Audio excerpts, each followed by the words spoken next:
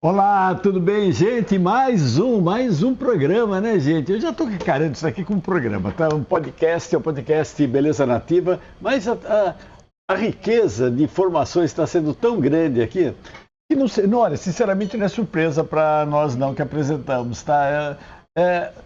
As pessoas que vêm aqui são fantásticas, são pessoas com uma riqueza de informação assim absurdamente grande. Então já virou um programa. A qualidade de gravação aqui, feita pelo nosso amigo aqui, o Fábio Sasso, é maravilhosa. Não é? O local aqui, olha, Casa Monóis, gente, as Casas Monóis é casa da natureza. Tem uma floresta nativa aqui em frente, né? Piscina, plantas em todos os lugares aqui. Então, olha, o que você está pensando em fazer? Olha, o seu podcast, fazer a sua reunião de família. Você tem mentoria? Traz os seus mentorados para cá. Traz os seus mentorados. Vamos fazer uma reunião de mentorias para quê? Né? Vai fazer essa reunião. O que você quiser fazer, para o pessoal da família, traz para quê, gente? Nossa, deve ser muito caro. É nada. Garanto para vocês que não é caro. Você vai ter certeza. Entre em contato com esse telefone que está aqui. Ou então, mais fácil ainda, né? Entra no Instagram da Beleza Nativa. Começa a seguir a gente, aproveita e entra também no YouTube, que vai estar todos os episódios que nós já gravamos aqui. Olha que nós já gravamos uma quantidade muito legal de episódios, hein? Todos eles com uma riqueza assim fantástica, né? Pode seguir a gente aqui. E outra coisa, hein? Se você quiser fazer uma reunião aqui, quiser comida japonesa, a gente arranja para você. Comida árabe, arranjo. Quer uma bailarina dançando a dança do ventre aqui, que vai te colocar uma espada na cabeça? Arranjou para você. Um cara tocando violino lá na porta para te receber os teus convidados, os teus mentorados. Vai ter aqui o saxofone. Gente, você vai ser tratado como rei. Então dá uma entradinha nesses contatos que eu passei para você. Faz uma visita, dá um pulinho aqui. É na região de Alphaville, aqui, gente, em Barueri. Da família, você vai conhecer aqui, vamos ter um prazer, vem tomar um cafezinho, vem tomar um copo d'água alcalina. É maravilhosa aqui que você vem, tá? Então vamos te receber como se fosse o rei aqui dentro. Te garanto para você, né? E você vai ficar ainda mais ainda absurdamente assim, quando saber o preço que tem aqui, gente. Qualidade de cinema, tá? Vai por mim aqui, né? Eu sempre aqui com a minha parceira e querida e amiga aqui, a Fabiola, né, Fabiola? Obrigada, Roberto. Sejam bem-vindos à Beleza Nativa, transformando a beleza em saúde e a saúde em felicidade. Nosso propósito é levar conhecimento para que você, os resultados que ainda você não tem, você consiga concretar, porque lembre-se que os resultados que você não tem é por conhecimento que falta. Então, nós estamos aqui todas as semanas trazendo cada vez mais informações para que você comece a ter consciência, comece a praticar e comece a fazer uma mudança e comece a ter a transformação total. E por falar em transformação, vai ter um concurso aqui, hein, gente, tá? Eu gosto de falar desse caso que deu aqui, que para mim marcou muito, né? Eu estava vindo de umas gravações, então nós pegamos um Uber. Aí um rapaz super simpático, super falador, aí eu tava com o Hugo, né, que estava aqui com a gente, ele falou, sabe o que você está levando, doutor Bactéria? Nossa, eu sou seu fã, não sei o que, ele começou a brincar, que era meu fã, que a família dele era fã, telefonou para a filha dele, sabe que o papai está aqui, não sei o que, a pessoa super, muito legal mesmo, coração. E ele começou a contar a história dele. A história dele é que ele morava na roça, com 6 anos ele tinha carpia, 6 anos de idade. Tem gente que reclama da vida, né? 6 aninhos já pegou uma enxadinha. Ele falou que fizeram uma enxada do tamanho dele, de 6 anos, para ele ajudar a carpir. Né? E falou que o pai dele, infelizmente, ele falou quase chorando, gente, que o pai dele abandonou a família com 8 anos de idade. Ele falou que ninguém tinha condições de nada, ele falou que não tinha condições de comprar um pão. Né? Ele falou que a irmã dele largou tudo, largou a vida toda dela para ajudar a família. Então, ele falou que eu devo muito para essa irmã, porque hoje, se eu não quiser comprar pão, eu compro todos os tipos de pães que eu quiser, né, no trabalho que a irmã dele ajudou. Então, eu falei, está na hora de você homenagear essa pessoa. Então, escreve tudo isso que você contou para mim, eu peço para a sua filha escrever, escreve, manda lá no Beleza Nativa, no Instagram, ou então pode mandar aqui, aqui embaixo também tem um e-mail, pode mandar para a gente aqui. O nosso pessoal, os parceiros, eles vão escolher a melhor história e vamos dar ponto. Tá? Mas se eu não for escolhido em março, né? Se você vai continuar com essa pontuação, em abril eu vou fazer novamente, se a sua pontuação for maior, você ganha. Mas ganha o quê? você ganha ganha o quê? Uma transformação total. Nós vamos a fazer que a trilogia entre corpo, mente e espírito chegue a sua máxima perfeição. Como?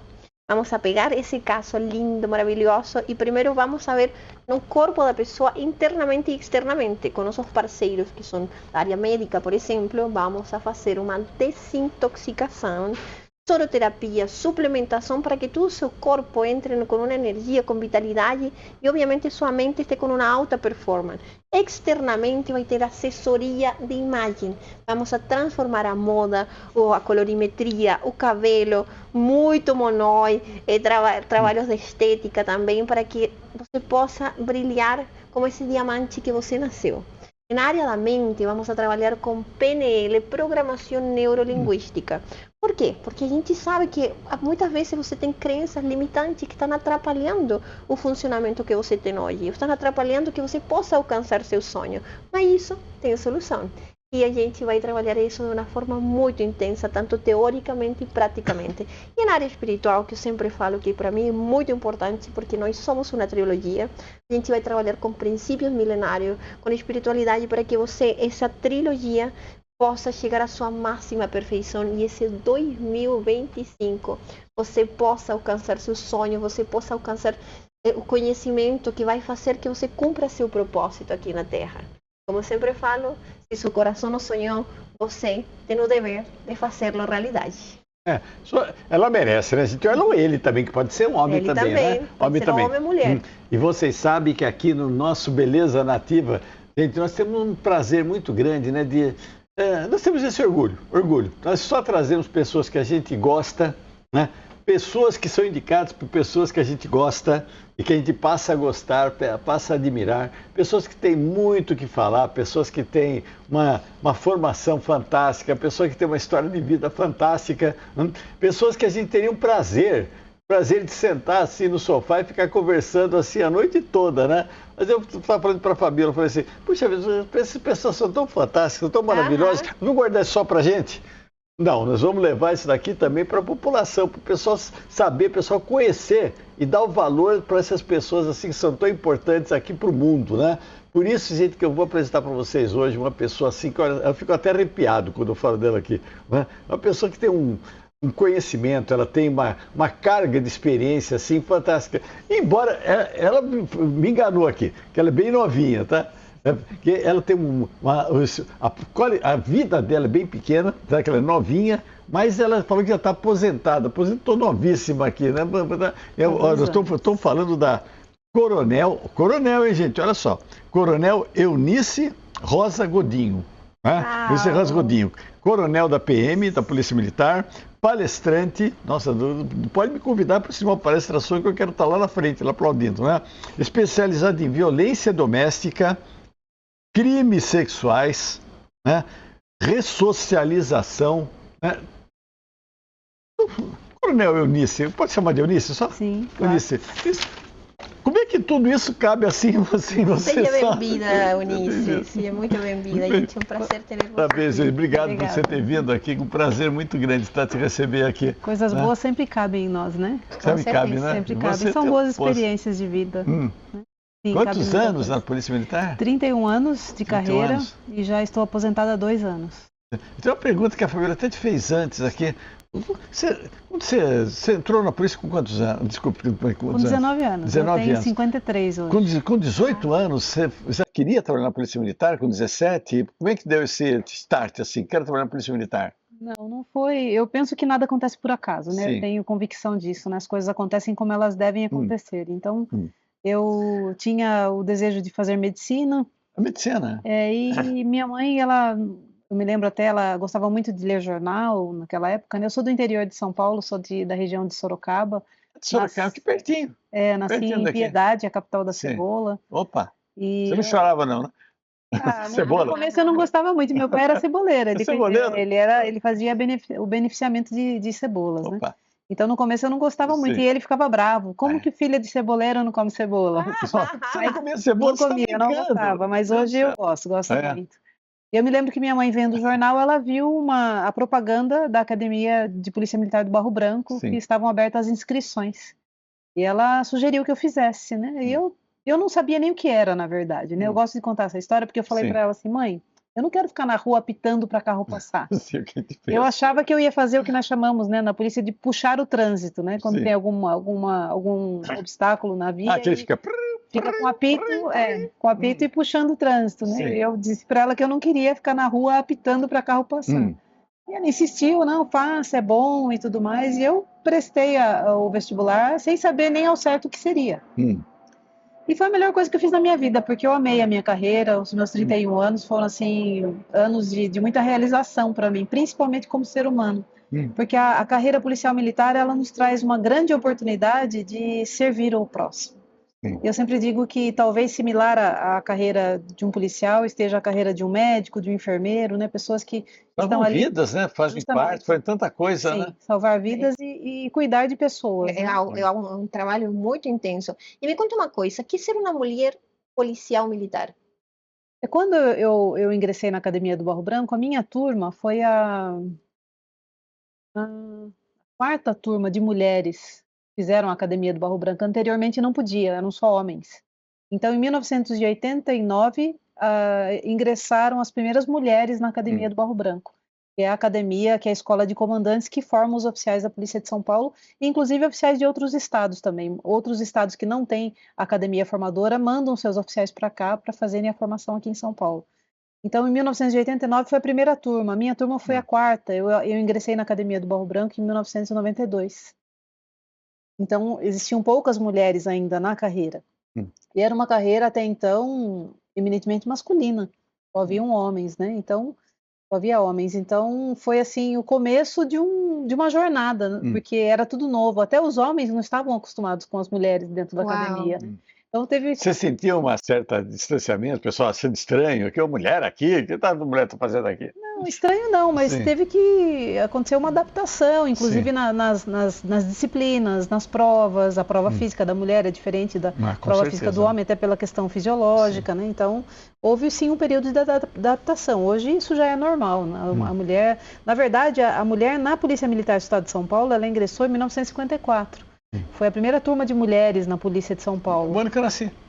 54. E foi a primeira instituição de mulheres fardadas na América Latina. Olha.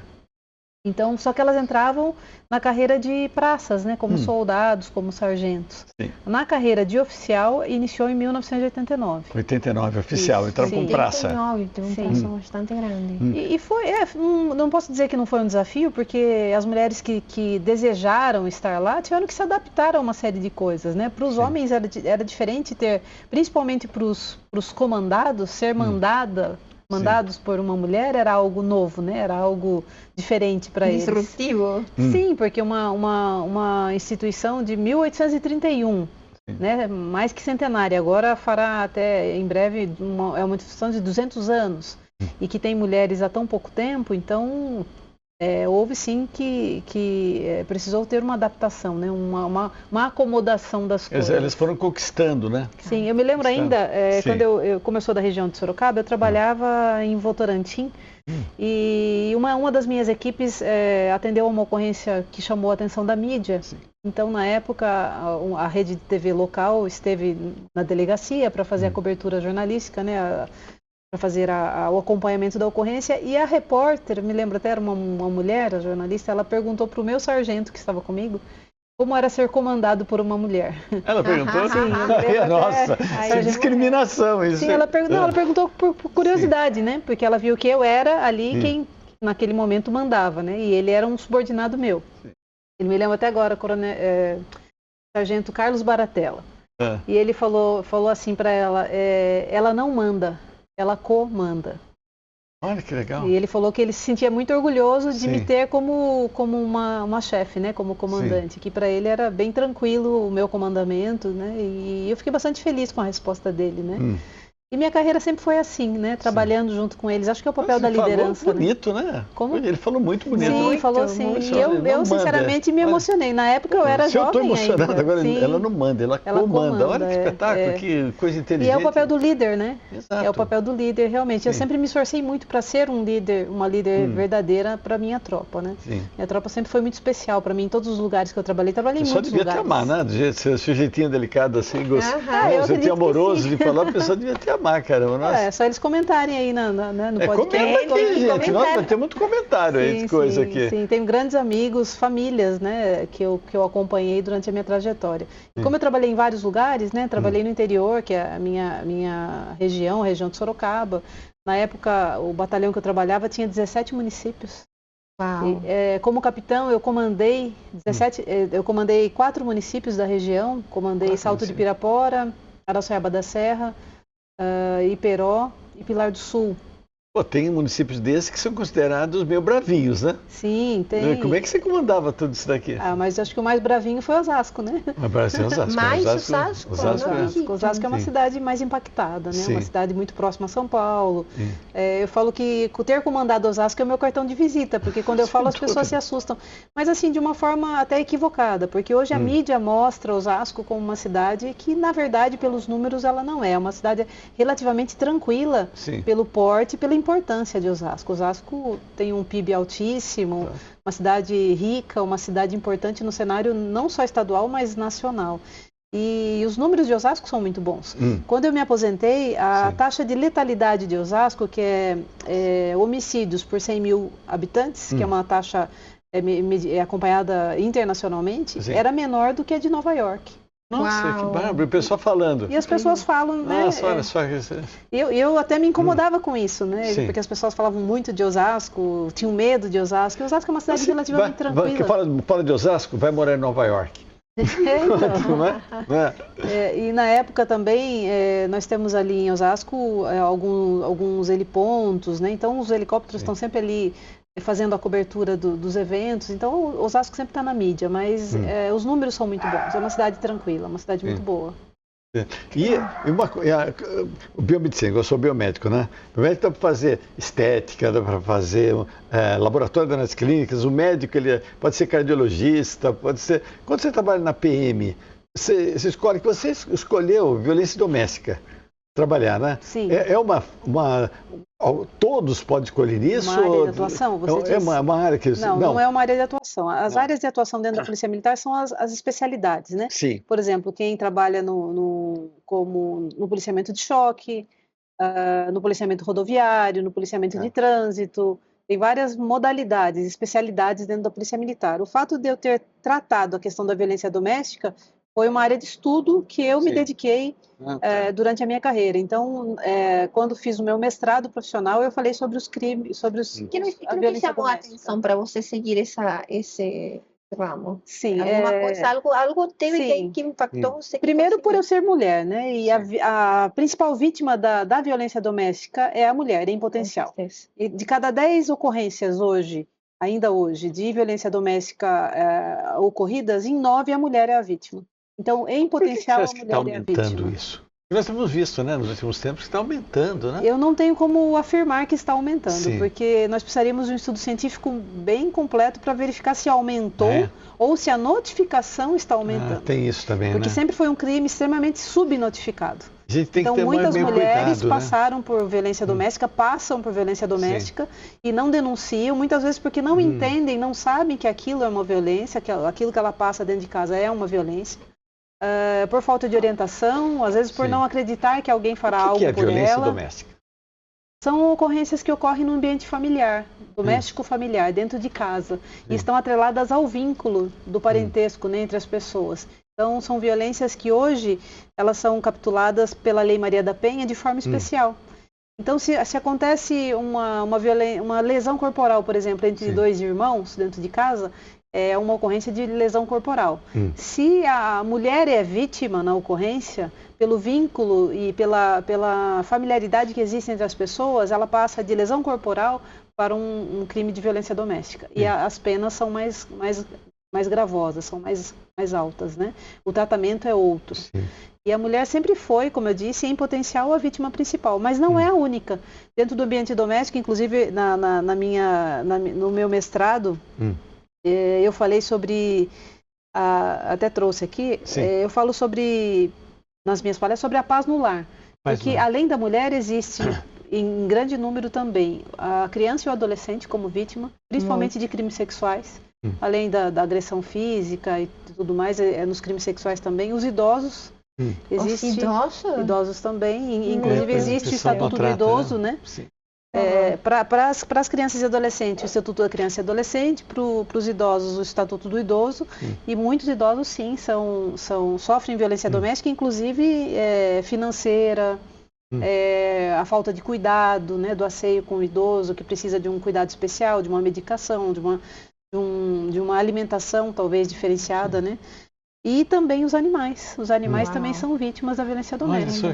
A gente vê muito, às vezes, uma discussão de um casal, interfere muito na vida do filho, né? Sim. Do filho. E para chegar nesse sistema de uma agressão, o que interfere assim na família? Ele interfere muito, né? Na vida da família. Sim, com certeza. E já faz até parte, no caso, no Brasil e até em outros países, um tanto quanto cultural. Está atrelado à questão do machismo, está atrelado ao hábito do brasileiro de conduzir a sua família nesse formato. Porque nós, quando crianças, nós tínhamos nossos pais como referência. Nossos pais tiveram seus pais, né, nossos avós. O que acontece muitas vezes é a repetição de um modelo. Então, se minha mãe sofria agressão por parte do meu pai, eu estou dentro de um lar onde aquilo é a minha referência, a criança entende que a mulher se submeter a uma agressão é algo normal e que o pai agredir a mãe também é um ato normal. Para achar isso normal? Sim, as pessoas acham isso normal, até que elas tenham consciência e tenham aquela situação de que ela observe aquilo e verifique que aquilo não é normal e que aquilo pode ser feito diferente. Caso contrário, se não houver esse momento de reflexão, essa pessoa assimila aquilo como verdade e repete o modelo. O homem passa a agredir a esposa e a mulher passa a aceitar uma agressão como algo natural. É que foi o modelo que ela foi criada. Sim, é uma repetição de modelo. Triste, né? Muito triste. Eunice, e como é o comportamento dos crimes sexuais aqui no estado de São Paulo? Hoje nós temos, como dentro da própria violência doméstica, o crime sexual também ele está assimilado aí, né? Porque a maioria dos crimes sexuais no estado de São Paulo, que tem um dos menores indicadores, o estado de São Paulo é o penúltimo, é um dos menores indicadores de violência. Qual é o que tem maior indicador? São estados do Norte e Nordeste. Lá o indicador... Qual que é o maior, por exemplo? Eu não sei dizer a estatística correta agora, né, nesse momento, mas Rio Grande do Norte... Porque teve um filme, eu me lembro que saiu, foi o ano passado, que foi Som da Liberdade. Sim, eu fiquei chocada com esse filme. Aí eu entendi que realmente o crime sexual no mundo e aqui no Brasil é muito grande. Tem coisas que a gente não consegue enxergar que são realmente assustadoras. E são números extremamente subnotificados. Tanto da violência doméstica como dos crimes sexuais. Hoje, existe uma estatística que fala no estado de São Paulo que de cada 10 estupros que acontecem no estado, apenas um tem notificação. Você está brincando? Sim, apenas um. Por quê? Mas tem um número enorme, então quer dizer que vezes 10... Esse número é maior ainda. Vezes 10? A média de estupros no estado de São Paulo hoje deve estar em torno de 1.000 por mês. Mas isso é um décimo do que realmente acontece. E esse número é até maior do que isso, porque esse 1/10, né, de cada 10 casos, um apenas é notificado através de boletim de ocorrência na Polícia Civil, é uma estatística com base nos atendimentos médicos. Então, das mulheres que buscam atendimento médico após estupro, das 10 que buscam, apenas uma registra o boletim de ocorrência. Só que nós sabemos que muitas mulheres passam por crimes sexuais e não registram e nem procuram um médico. Por quê? Então, por esse número é maior ainda. Uau. Sim, por vergonha. Por achar que não vai dar nada. Sim, por medo, por serem ameaçadas muitas vezes pelos autores, né, pelos agressores. Quer dizer, a pessoa ainda está próximo dela, né? Sim, e por isso que ele é extremamente subnotificado, porque é um crime que acontece dentro de casa. Às vezes envolve, como agressor, a estatística mostra, na maioria das vezes, o pai, o padrasto, o irmão mais velho, às vezes uma pessoa que usufrui da confiança da família. Então, por isso ele é extremamente subnotificado.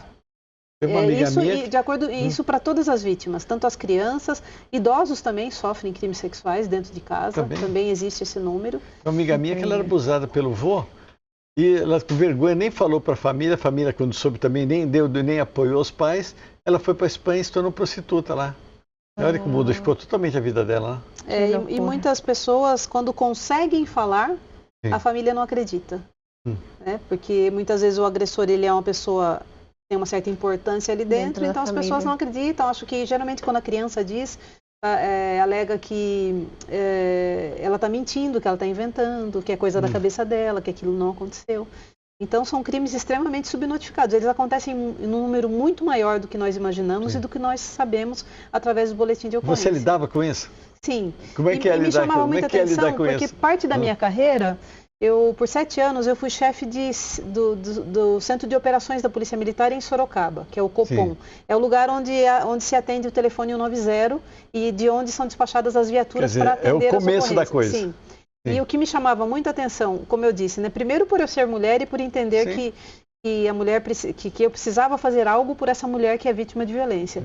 Mas eu ouvia muitas vezes os meus despachadores de ocorrência chamando as viaturas para o atendimento de violência doméstica, era muito comum. E às vezes o que me chamava a atenção é que o patrulheiro, né, o policial que está lá na viatura que vai atender essa ocorrência, ele respondia na rede rádio.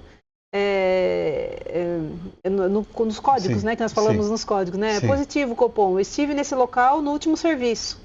Positivo, Copom, acabei de sair desse local. Então eu via a recorrência. Os mesmos lugares acontecendo as mesmas ocorrências. E sem solução. Porque se está acontecendo de novo é porque não teve solução. Então isso me chamava a atenção, né? Às vezes essa solução, até, sei lá, o receio da mulher que ela, de um jeito ou de outro, ela abastece a casa dela. Né? Ela não teria como ter o dinheiro para... Pensa nos filhos. Meu Deus, se ele for embora daqui... não consigo trabalhar para sustentar, às vezes tem 8, 10 filhos, é muito isso também. Isso é um comportamento recorrente também, porque a quebra do ciclo de violência é muito difícil para a mulher. Porque a mulher tem um perfil emocional, psicológico, que ela entende assim, foi só hoje porque ele bebeu um pouco demais. Foi só agora porque ele está desempregado e ele está nervoso. Não, amanhã ele melhora, ele não vai fazer mais isso.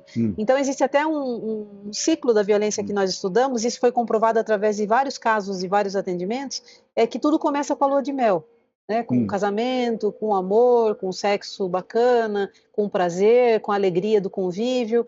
Daí quando tem um primeiro atrito entre essas pessoas, às vezes uma discussão, uma discordância, são pessoas que vêm de mundos diferentes muitas vezes, né? De famílias diferentes, de comportamentos diferentes, são dois seres totalmente diferentes que resolvem morar juntos. Você briga com seu irmão que é do seu sangue, né? Justamente. Então são duas pessoas diferentes que acabam morando junto. Então quando tem um primeiro atrito, uma primeira discussão, uma elevação de voz...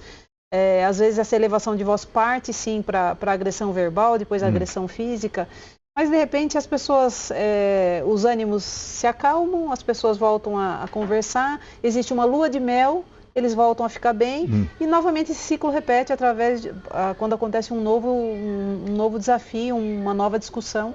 E isso vai se repetindo, sempre desse formato, porque a mulher ela sempre acredita emocionalmente, pelo seu perfil emocional, que aquilo vai melhorar. E ela insiste em ser feliz, em querer trazer harmonia para o seu lar. Isso é da mulher. Então, para ela, quebrar esse ciclo de violência é muito difícil. E aquela frase que as pessoas perdoam, mas não esquecem? Isso com certeza acontece, né? Acontece e que briga de marido e mulher, ninguém mete a colher, que também é uma outra mentira, né? Porque nós precisamos socorrer essa mulher. Senão ela pode chegar ao feminicídio, que é um número que hoje nós temos aí vários casos, né? Mas, Eunice, qual que você acha que é a verdadeira solução? Porque, em realidade, eu sei que é muito difícil e é verdade. A mulher, de certa forma, é sumisa, então, se acontece uma violência familiar, sempre vai ter esse problema que talvez depende do marido, que vai falar aqui, que vai falar cá.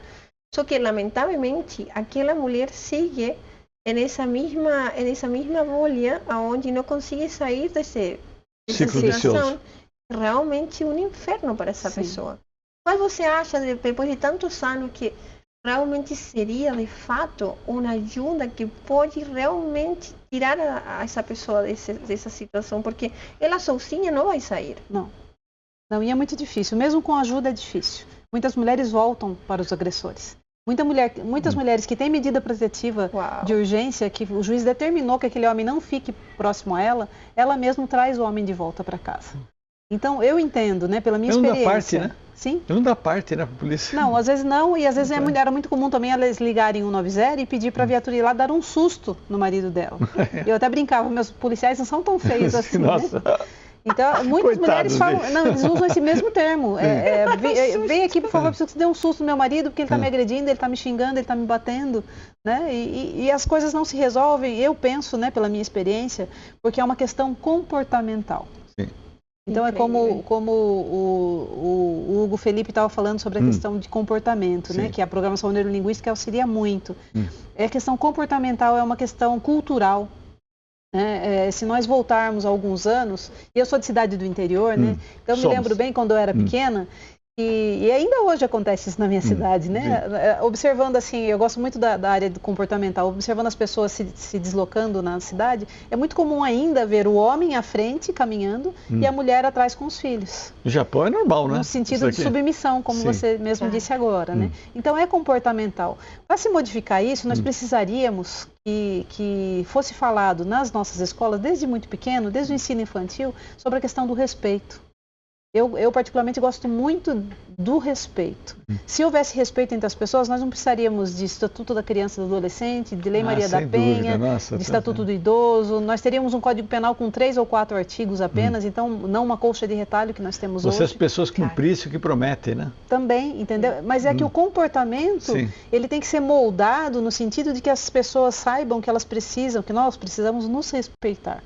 Então, educação. Não importa se é homem, se é mulher, se é LGBTQIA+, se é negro, se é branco, se é judeu, se é católico, se é espírita, se é de umbanda, de candomblé, não importa, são pessoas. Isso tem a ver com educação? Com educação, certamente. Né? Educação, eu particularmente gosto muito, né? Também dessa questão da educação. Sim, então, se nós começarmos desde pequenininho, ensinarmos isso para as crianças nas escolas, a questão do respeito, né, de você olhar para o outro apenas como um ser humano, independentemente de qualquer outra coisa, essas questões com certeza reduziriam e muito.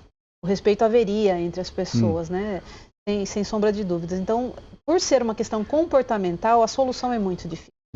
Hoje, quando você falou por que aumentaram os casos, eu não consigo atestar com certeza se aumentaram os casos ou não, porque principalmente pós-pandemia, a questão da violência doméstica ela foi muito mais divulgada. Hoje se fala muito mais na mídia sobre violência doméstica. E hoje em dia tem, como você falou, tem umas redes sociais, né? Sim, redes sociais. O pessoal tira foto, programa, faz negócio, pai e tal. Tem mulher que sofre alguns tipos de violência dentro de casa e elas nem sabem que aquele tipo de violência está lá capitulado no Código Penal, que é crime. E aquele marido, aquele companheiro, ele não poderia estar agindo daquela forma, né? Tem um exemplo assim do que o pessoal acha que não... Não, a maioria das mulheres, principalmente as mais simples, as que não têm... E não está atrelado ao conhecimento intelectual, nem a nível financeiro, de forma alguma.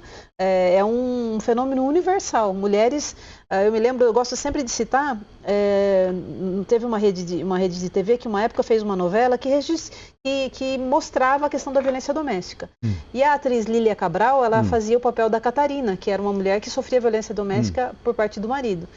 E ela mesma disse, a Lília Cabral, numa entrevista, que ela, quando fez esse papel de Catarina, ela era abordada muitas vezes nas ruas, nos aeroportos, onde ela ia, por mulheres que chegavam até ela e diziam para ela assim, eu me identifico com você, eu passo o que a Catarina passa. E ela falava assim, não eram mulheres simples da periferia, eram mulheres que moravam em coberturas no Leblon, no Rio de Janeiro.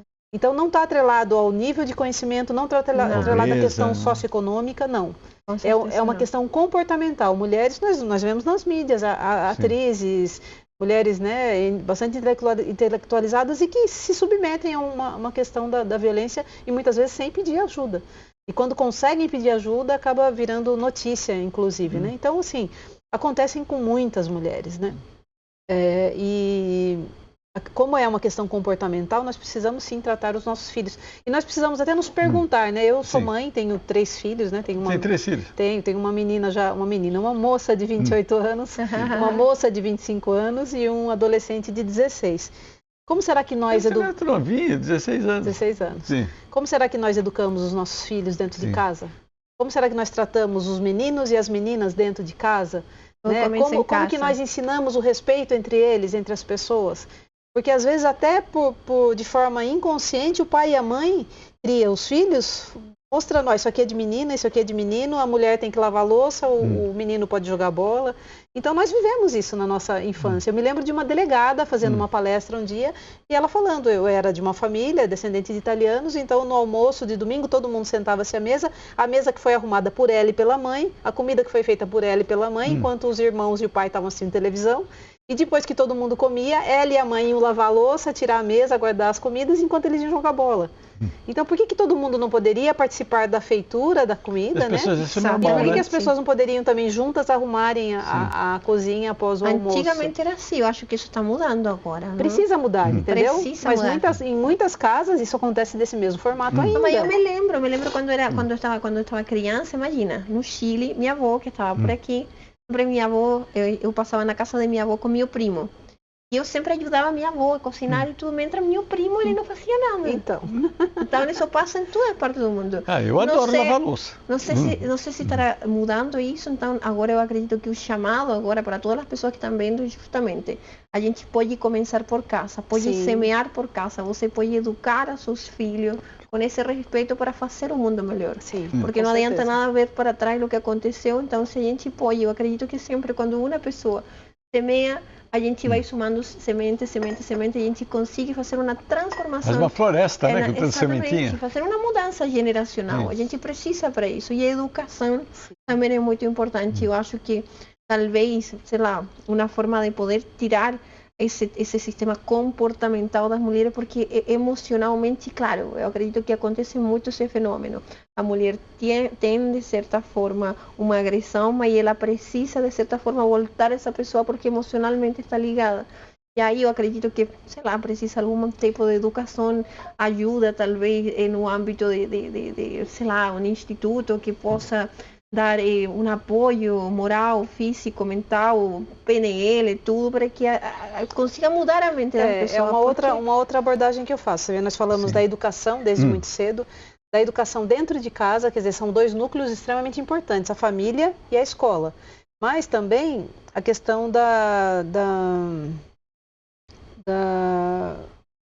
Nossa, me fugiu. Né?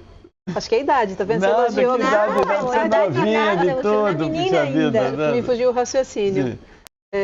Mas nós precisamos abordar de várias formas, né? De maneira holística, em todos os aspectos, né? Para que isso seja realmente minado, seja reduzido, seja modificado. Se nós olharmos outros países, em alguns países a violência doméstica é quase zero. Em outros países, em contrapartida, é muito mais do que o Brasil. O Brasil é um dos maiores? Não, tem países, inclusive na América Latina, outros países que esse nível é bem mais. Mas não é exclusividade do Brasil, né? Não é. É um fenômeno universal, como eu disse, né? Não tem classe social, não tem nível de conhecimento, cultura, isso existe em todo lugar. Mas se nós conseguirmos abordar, né, na escola e dentro de casa, com certeza esses padrões vão se modificando, né? Agora, esse trabalho que você fez aqui, eu estava pensando, tem muito envolvimento emocional, né? Se você fica sabendo de coisas, uma pessoa que... Um ser humano que foi agredido, outro... Aí você ficou 31 anos vendo isso, aí de repente você fala assim, vou me aposentar, vou sair disso. Como é que foi isso? Foi chocante para você ou foi normal? Não, como é que foi missão cumprida, né? Missão cumprida. Vira uma chavezinha. Conseguiu fechar? Conseguiu. Eu me dediquei sempre muito à minha carreira.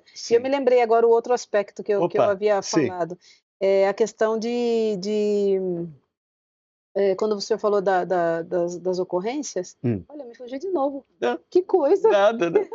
Eu falei das Acho que não é ocorrências. para falar desse assunto, né? Falei da quantidade de ocorrências, né? Que parece que tem que estar. Eu estou vendo até no jornal da. Bom, a mídia, depois de pandemia, esse negócio, nós acostumamos a não acreditar muito, infelizmente, né? E o pessoal põe os índices que eles querem lá, muitas vezes não correspondem à própria realidade, né? As estatísticas nem sempre são confiáveis, isso eu percebo. Algumas exageradas.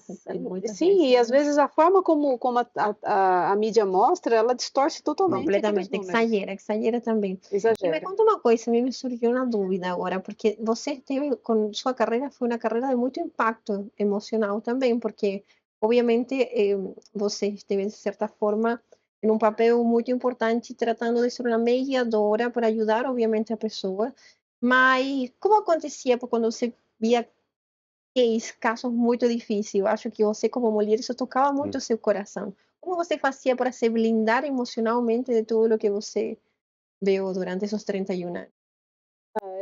Primeiro que a nossa formação, nós chamamos até de formação, né? Porque realmente existe nós nos preparamos para isso. E nós vamos para locais de onde todo mundo está fugindo, né? E nós lidamos com coisas que ninguém quer lidar. Eu vi um tiro aqui, todo mundo foge daqui, né? O policial tem que ir para lá. Onde está o fogo, todo mundo foge. O policial vai para lá. Então, nós somos preparados para isso. Então, nós temos sim. Mas não tem como não se emocionar, não tem como não... Acho que principalmente com criança, animal, essas coisas assim são... Sim, com certeza. Toca, né? É muito triste para mim. Eu falo que eu cheguei a ver uma situação de um acidente de trânsito com vítima fatal, que a vítima era um policial meu. Isso eu vi, por 2 vezes, sim. Inclusive 2 jovenzinhos. Eu tive que dar a notícia à mãe de um deles. O outro foi aqui em Osasco, um jovenzinho de 24 anos, que eu tinha como filho, né? Porque tinha a idade dos meus filhos. Então foi muito difícil também. Acidente de trânsito? Foi um acidente de trânsito. Um deles foi acidente de trânsito, o outro foi... 2 foram acidentes de trânsito, o outro foi uma tentativa de um roubo, né? Um roubo, um latrocínio, no caso, ele morreu também. Então, são 2 situações muito difíceis para mim, dentro da minha carreira. Presenciar, e muitas vezes eu tive que reconhecer o corpo, tive que acompanhar todo o atendimento daquele fato, né? Então é difícil. Como é que você lidava? Um colega seu foi morto por um bandido, esse negócio todo. Isso dá uma revolta no batalhão. Como é que você fazia para administrar isso daqui do seu batalhão? Você não podia botar fogo, né? Não, pelo contrário. Existe dentro do Tinha que acalmar, sim. Você podia estar com uma raiva maior do mundo, mas não, pelo contrário. Existe até uma frase dentro do militarismo que diz assim: se o tenente senta, a tropa deita. É uma analogia. Então, tudo que o oficial, que é o comandante, tudo que ele faz, dependendo da conduta dele, vai ser o reflexo na tropa que ele comanda.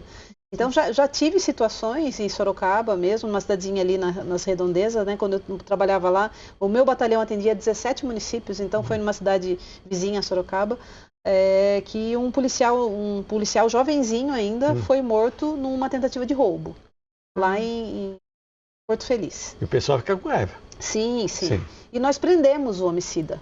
Eu, em diligência, né, eu como tenente na época, em diligências nós conseguimos achar esse homicida, porque ele também foi baleado, porque o policial chegou a reagir, então ele também foi baleado e nós conseguimos encontrá-lo num hospital, sendo atendido. Então ele foi preso, esse homicida.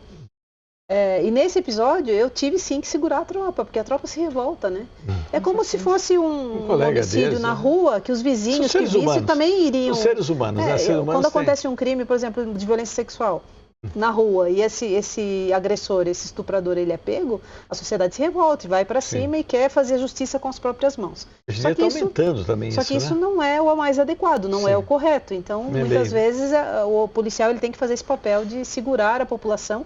E eu já tive que segurar a minha própria tropa. Como é que você fazia para segurar essa turma aí? Todo homem é um grande, bravo. O cara já é grande, já está bravo. A polícia ela tem 2 bases muito fortes, que é a disciplina e a hierarquia. Então, o respeito existe, a disciplina... Tu gritava com eles? E a hierarquia, sim. Mas precisa, porque somos seres humanos, né? São policiais, os caras, os olhos saindo sangue, né? Sim, literalmente. Os olhos saindo sangue. Sim. Deixa um minutinho com ele. Mas tem que segurar, com certeza. Não, pode deixar, não. Nós precisamos fazer o que é correto, né? Somos fiscais da lei. Como fiscais da lei, tem que ser exemplo em primeiro lugar, né? Teve um cara, eu peguei, quando foi agora que eu estive lá no Rio de Janeiro, achei interessante.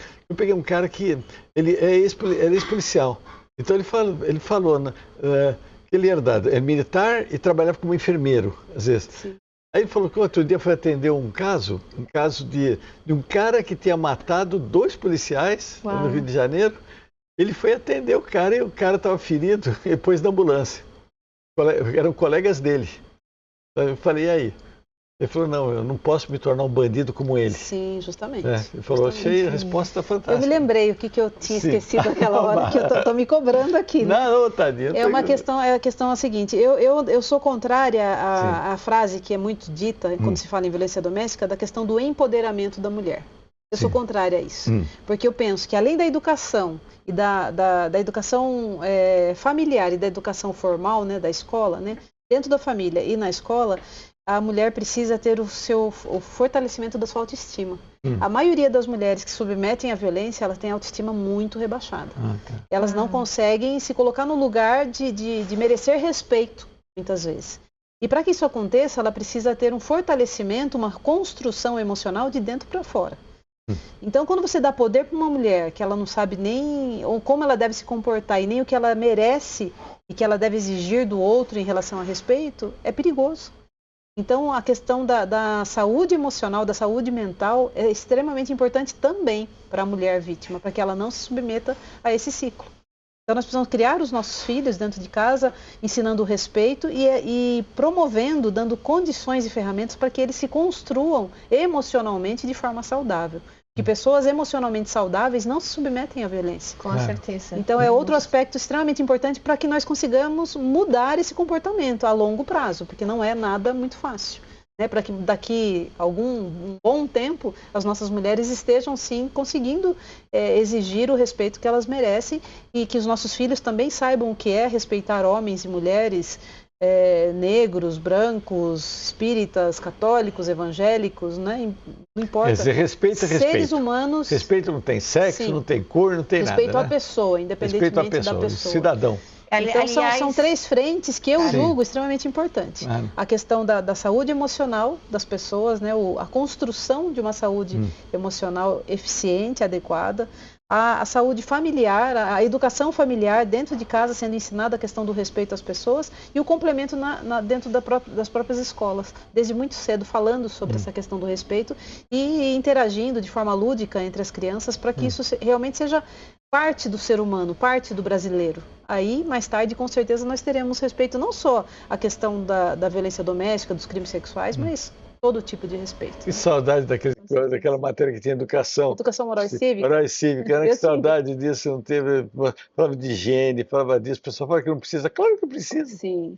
São aspectos importantes. Mas é uma controvérsia, porque é muito louco isso. Eu amo muito o Brasil, sou apaixonada pelo Brasil. Sempre falo isso por 4 motivos. Ela é chilena. Eu sou do Chile, mas eu moro aqui há 5 anos. Brasileira, não é brasileira aqui não. Eu já morei aqui 12 anos atrás. Eu sou apaixonadíssima pelo Brasil. Eu sempre falo por 4 coisas. Primeira, pela qualidade humana do brasileiro. Eu morei em 5 países, então, quando falo isso, não é à toa. Eu já ouvi isso de outras pessoas que já conhecem o mundo. A qualidade humana do brasileiro é assim incrível, porque vocês sempre são carinhosos, aconchegantes, querem ajudar, a gente se sente em casa. Acolhido. Segundo, a beleza que tem no país. Imagina que a gente tem a Amazônia, que é o pulmão do mundo, Fernando de Noronha, os Lençóis Maranhenses, as cataratas, por onde você olhar, é um país que tem uma beleza incrível. Terceiro motivo, o Brasil é um país muito, mas muito, muito, muito rico. Imagine que só com 8% de agronomia, o Brasil hoje alimenta a 1/4 do planeta. O dia da manhã pode ter uma catástrofe planetária e o Brasil consegue sustentar 1/4 do planeta. Imagina a riqueza.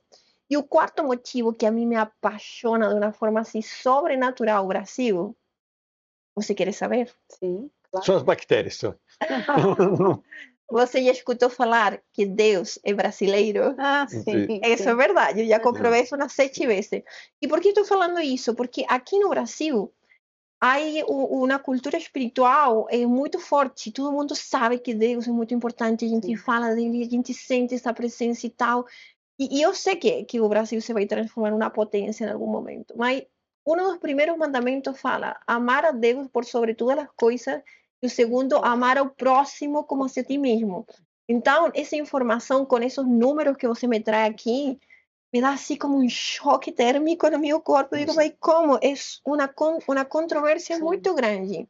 Eu acho que a gente tem que fazer alguma coisa maior, porque não é possível. O Brasil tem tudo para dar certo.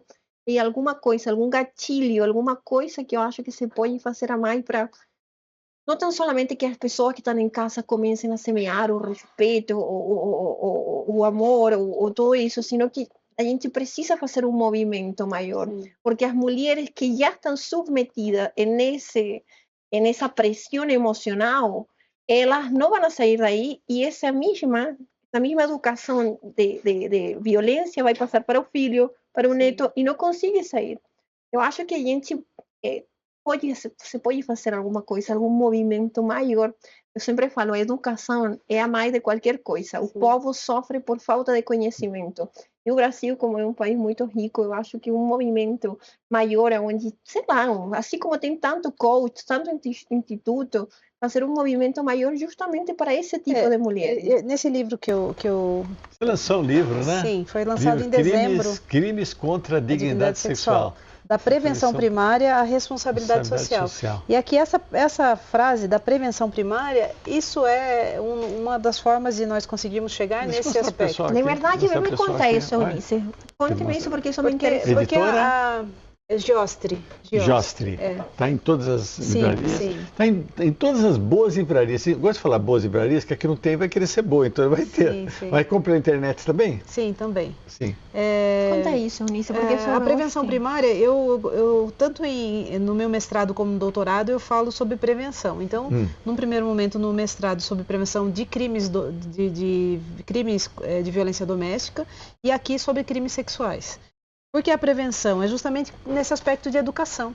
A prevenção só vem através da educação. Quando eu fui pesquisar, tanto no mestrado como no doutorado, eu tive muita dificuldade de achar trabalhos de prevenção primária. As pessoas investem pouco nisso, mas você vê na área da saúde, a prevenção é essencial. Nós vemos aí através das vacinas e tratamentos que conseguem prevenir o acontecimento de doenças, né? E a prevenção, no caso da violência doméstica, ela vem nessa situação da educação, com certeza. Nós precisamos educar os nossos filhos, tanto dentro de casa como na própria escola, para que essa prevenção realmente aconteça. Então, é um aspecto extremamente importante. E a responsabilidade social é a responsabilidade de todos nós, de agirmos sobre, como você mesmo falou, a própria mídia, de falar sobre o assunto, de explicar. E não virar os macaquinhos, né? Sim, justamente, porque a violência doméstica ela acontece de várias formas e muitas vezes, como eu disse no início, a mulher ela não se sente vítima, ela não se vê como vítima, porque ela cresceu dentro de um mundo, dentro de um lar onde a violência era normal. Então, vai passando assim. Tanto na violência do idoso, por exemplo, no Estatuto do Idoso, existe a violência física, a violência psicológica, a violência sexual, a negligência. Sim, com o idoso. A negligência, né, quando ele precisa de alguns cuidados, de medicamento, de asseio, de banho, e ele não tem. E a violência financeira, que é muito comum, né, do neto, do filho, pegar o cartão de benefício do avô e ir ao banco, sacar o dinheiro, gastar o dinheiro e não dar o alimento. Tem um exemplo agora de uma mulher que levou o vô morto, né? Sim. Vô morto, o vô estava morto, ela falando para dar o dinheiro dele, não sei o que tal, e o cara morto. Foi, isso passou muito na mídia, né? Foi bem comum. E no caso da violência doméstica é a mesma coisa. Existem vários tipos de violência. E a mulher muitas vezes ela acha que a violência é só quando ela toma um tapa na cara, quando ela toma um empurrão, quando ela é chutada, ela é agredida fisicamente. Tem a psicológica também, tem a psicológica, tem a financeira também. Você não faz nada. Sim, tem a moral, quando ele duvida da moral da mulher. Então tem vários tipos de violência que podem acontecer dentro de casa e a mulher não conhece. Então a mídia, nesse caso da responsabilidade social, ela pode trazer esse conhecimento. Falar sobre isso. Eu entendo que hoje nós falamos muito mais sobre violência doméstica, tanto nas rádios como na TV, na própria internet, né? Nós vemos muito mais coisas falando sobre a violência doméstica de maneira a instruir as mulheres para que elas saibam o que é a violência e como ela pode se defender. Que canais ela pode acionar. Por exemplo, o 180, que é o número de denúncia de violência doméstica, tem uma estatística que mostra que de cada 10 violências, ocorrências sofridas por mulheres, em 6 os filhos assistem. Então as crianças, justamente, eles estão vendo aquilo, eles estão passando por aquilo. Então também causa dano aos filhos, né? Tem uma outra estatística que diz que a mulher que ela vive dentro de um ciclo de violência, normalmente, e muitas mulheres vivem e morrem dentro de um ciclo de violência sem nunca pedir ajuda a ninguém, essa mulher, a cada 5 anos de vida útil, ela perde um. Nossa. Então, às vezes, ela adoece, questões emocionais, depressão, questões físicas, porque ela traz para o corpo a dor, o sofrimento daquele relacionamento tóxico, né? Então, a cada 5 anos, 1 ano ela perde de vida útil. Então, assim, as consequências são muito grandes, né? E é algo que acontece todo dia, todo mundo conhece alguém que sofre violência doméstica ou já ouviu falar, tem um vizinho, uma vizinha que sofre também, né? Então, nós precisamos falar, prevenir os crimes, né, através da prevenção primária, que é falando sobre o assunto, instruindo, e também agir sobre essa questão no sentido de mostrar às pessoas quais são os canais de apoio, como que ela pode pedir ajuda, falar quais são os tipos de violência, como que acontece, para que as pessoas se instruam, né? Isso é a nossa responsabilidade social diante disso tudo. Você está na FUNAP hoje, né? Sim, hoje eu sou superintendente. A FUNAP é uma fundação vinculada à Secretaria da Administração Penitenciária. Ela foi criada em 1976, ela é bem antiga. Foi criada pelo professor doutor Manuel Pedro Pimentel, que era um jurista, a pedido da esposa dele. A esposa dele pediu que ele criasse um mecanismo que auxiliasse pessoas privadas de liberdade, que ajudassem as pessoas que estão presas. Sim. Então ele fez a fundação, que ela foi criada então naquela época para levar oportunidades de trabalho e educação aos reeducandos do estado de São Paulo. Hoje ela é uma fundação que tem mais de 50 oficinas dentro das unidades prisionais. Hoje nós temos um sistema prisional hoje que é referência não só no Brasil, mas na América Latina também.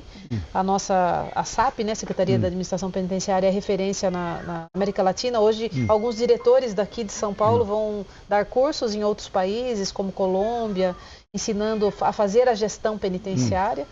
E a FUNAP, ela leva essas oportunidades de trabalho e educação aos reeducandos, ofertando a eles uma nova possibilidade de vida. Né, para que eles, nesse período que eles estão em cumprimento de pena, custodiados pelo Estado, eles possam aprender um ofício, estudar. Nós temos muitos reeducandos que entram sem saber ler e escrever e saem, às vezes, até com curso superior do sistema prisional. Então, é uma realidade que o paulistano não conhece, que o brasileiro não conhece, porque nesse aspecto a mídia ajuda muito pouco, né? Porque quando eles falam do sistema prisional, eles mostram imagens, vídeos, filmes de coisas que aconteceram há 20, 30 anos e que não fazem mais parte da rotina hoje do sistema prisional, né? Então eu brinco, né, faço uma brincadeira que eu prendi durante 31 anos, agora eu cuido do reeducando e realmente a minha missão. A diretoria sim, eu acredito. Tem resultados bons? Eu preciso acreditar, né? Nós precisamos acreditar no ser humano. Com certeza. Eu particularmente acredito muito no ser humano. Cada pessoa tem esse direito de transformação. E nós vemos casos belíssimos, sabe, de pessoas que realmente... E tem outro aspecto também, né? As pessoas às vezes não param para pensar nisso, né? Nem todo mundo é um marginal profissional, é um ladrão profissional. O cara não nasceu marginal. Não. Então, muitos deles estão ali também por crimes... por exemplo, um crime de trânsito, às vezes uma briga no trânsito que acaba acontecendo a morte de alguém. Não estou minimizando o erro, mas ele não vive profissionalmente do crime, né? Alguns sim. Alguns, infelizmente, nós sabemos que cerca de 20% dos que estão recolhidos hoje no sistema prisional, eles dificilmente sairão do crime. 20%. Mais ou menos isso. É pouco. Os outros 80% têm sim, os outros têm sim condições de se ressocializar, de aprender um novo ofício, de mudar de vida, de escrever uma nova história, né? E eu acredito muito nisso e vejo muitos casos assim.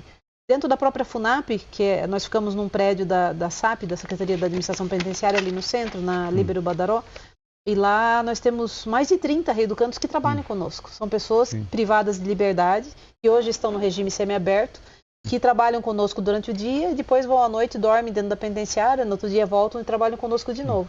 Trabalham na conservação do prédio, limpeza, trabalham no escritório ali conosco, digitando documentos, fazendo um serviço administrativo. E são pessoas dignas, pessoas corretas, pessoas respeitosas, né? E às vezes já cumpriram a maior parte do crime, já estão no regime semiaberto. Então, já passaram pela parte mais difícil, que é o regime fechado, né? E nós precisamos acreditar nas pessoas, né? Então, senão eu não estaria lá, né? Eunice, você é fantástica, é maravilhosa. E é tanto que eu sei dar um presente para você. Lógico, você vai ganhar agora um presente que é o segredo de juventude, saúde e beleza da Polinésia Francesa. Você é jovem já. Não, ela é jovem, mas vai ficar ainda mais jovem. Vai manter. Isso aqui, Eunice, é algo que é um óleo precioso. Eu morei na Polinésia Francesa durante 8 anos. E lá tem 3 tesouros. Junto a uma nativa, conheci uma nativa que tinha 90 anos e ela me passou o segredo de juventude. Onde o grande segredo científico é essa flor que está no seu interior. uma flor medicinal. Olha, ele dela tem 2 flores. Sim. Tá especial. Especialíssimo. Ele dela tem 2 flores. Esse é um sinal. Um sinal. Sim, tem 2 flores. Eu acabei de ver um sinal aqui, ó. Apareceu aqui agora há pouco. 2222. Esse é um sinal. Alguma coisa para você ver hoje aqui, demorou um pouquinho para você entender. E agora recebe 2 flores. Aqui... Nossa, raríssimo. Eu não falei que nada acontece por acaso? Nada. Esse é eu nunca vi. É um óleo precioso que tem uma parte científica que a flor, por exemplo, medicinalmente falando, ela regenera, restaura, revitaliza. Por quê? Porque ela tem um princípio ativo, que é o ácido salicílico, que é antibacteriano, que vai matar a bactéria do envelhecimento, que é o Staphylococcus aureus, que come o colágeno, é antioxidante, anti-inflamatório, que vai alcalinizar seu sangue, porém você vai desinflamar, calmante, purificante e regenerador. Essa flor passa nas camadas mais profundas da pele, faz uma desintoxicação, abre os canais e prepara sua pele para receber os outros princípios ativos. Essa fórmula tem, além disso, tem o grapefruit, que possui colágeno natural, tem a lima tahitiana, que é vitamina C, canela, que é um regenerador, sálvia, alecrim, lavanda, lemongrass e a flor de ylang-ylang. É uma flor que, em sinergia com as outras flores, frutas e plantas, acelera o processo regenerador. E tem outra coisa. Essa aqui é flor de tiare, essa daqui. Eu sempre gosto também de contar como é a colheita, porque eu sempre, para mim, não é um produto de beleza comum. É um blend de flores, frutas e plantas que tem algo a mais. A colheita passa 4 horas da manhã, porque nesse horário a flor ainda está fechada. E essa colheita é feita por senhoras que abençoam essa flor. Imagina um monte de senhorinas que chegam lá no campo de flores, fazem uma oração antes da colheita, e elas, quando vão a colher a flor, elas profetizam. E elas falam, quando essa flor se converta em monoi, que ela transforma a vida das pessoas. E essa flor está aqui dentro desse monoi. E o mais incrível é que ela tem 2 flores. Então, esse poder ancestral está recargado para você, porque você mesmo, né? merece, justamente porque você fez um trabalho muito incrível. Eu quero parabenizar você, porque realmente uma mulher que cuida de outras pessoas dessa forma forte e calma, tem que ser muito forte, muito forte. Assim que esse é um presente para você, com muito carinho, Eunice. Você vai passar todos os dias, de noite e de manhã. De noite, por exemplo, agora você tem que lavar o rosto e você vai passar só uma noite na parte dos olhos, sempre em forma ascendente para cima, no pescoço. E amanhã, depois que você toma banho, você passa ele antes do maquiagem. Sempre o primeiro contato com sua pele é o monoi, porque aí você vai ter vitaminas, nutrientes, minerais que vão revitalizar sua pele. Você vai ver, daqui a 5 dias as pessoas vão falar, Eunice, o que você está fazendo que está tão bonita? Não, estou falando sério, se isso acontece. É incrível. Eunice, muito obrigada por sua visita, muito obrigada por seu conhecimento. Eu quero que você siga ainda ministrando todo esse carinho, esse conhecimento, essa educação, porque eu tenho certeza que através dessa semente que você tem, muitas pessoas vão ser transformadas. E as pessoas devem estar doidas agora, estou assistindo doidas para ter uma palestra sua, né? Sim, como é que faz para ter um contato com você? Eu deixo depois minhas redes sociais com. Vai estar aqui já, vão estar aqui embaixo. Está aqui embaixo, aqui as redes sociais. É uma honra. Eunice, nossa, querida, puxa vida, você volta, hein? Você volta. Sim, volta. Você vai ter que voltar. Tem um monte de perguntas aqui que eu não vi nem metade das perguntas aqui. Voltarei. Tá? Você volta, promete, hein? Sim, promete, tá? Sim. Então, gente, isso daqui é o Beleza Nativa, né? Sempre trazendo, como falei para você, não falei? Pessoas maravilhosas, pessoas fantásticas, pessoas que dão um exemplo de vida, que falam muita coisa. E tudo isso daqui nessa casa, né, gente? Essa casa maravilhosa aqui, que ela cheira energia, né? Que é a Casa Monoi, né? Que você vai ter também no seu podcast, vai ter a reunião dos seus mentorados, vai ter a sua reunião de família. Vem para cá, dá uma entradinha no telefone daqui embaixo, gente. Dá uma entradinha no telefone aqui, entra em contato com a gente e dá o prazer da gente receber e honrar vocês aqui. Vem aqui, vem para cá. Tá? Então, muito obrigado, tá, gente? E olha, toca o sininho, segue a gente e vê os outros episódios, tá? Obrigada, Eunice. Obrigado, boa noite. Boa noite. Tchau. Bravo! Muito obrigada.